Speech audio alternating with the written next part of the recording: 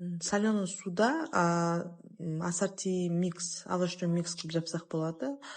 Черри помидор, қызыл сарысын, капуста, огурцы, сәбіз қосып жапсақ болады. Құр соленый огурцы жапқаннан гөрі қыстың күні ашып тарелкаға төге саламыз. Бір закускамыз дайын.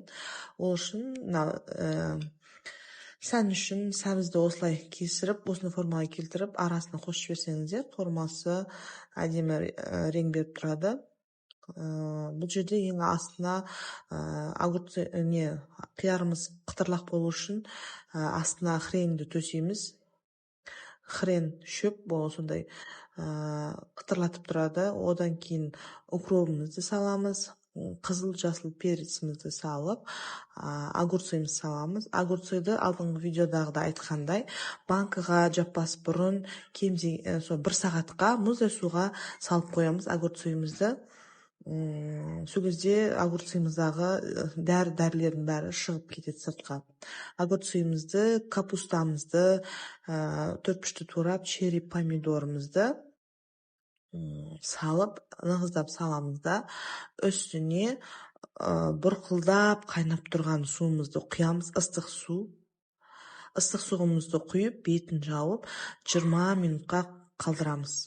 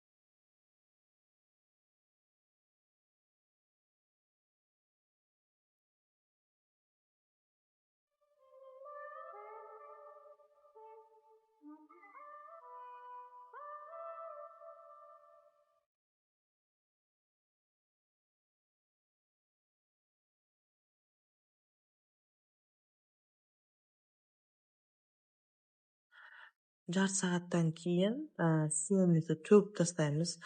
Қайтадан таза ыстық су құямыз үстіне. Ол үшін суларымызды төгіп тастаймыз. Қарапайым огурцы, құр огурцы жабатын болсаңыз да, тура солай су құйып қойып, жарты сағаттан кейін төгіп тастаймыз. Енді үстіне 2 ас қасық тұзымызды, 1 ас қасық шекерімізді және лавровый лист, одан кейін горошек, қара горошектен 5-6 штуктан салып, үстіне 2 аспириннен, әр банкіге 2 аспириннен саламыз да, ыстық суымызды құйып, банкамызды бұрап жауып тастаймыз.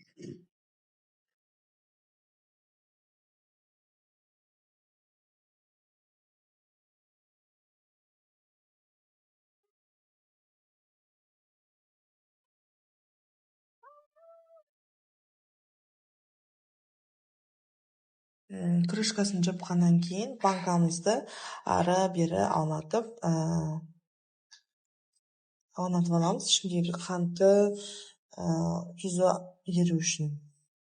Кейін төңге немесе 3-4 сағатқа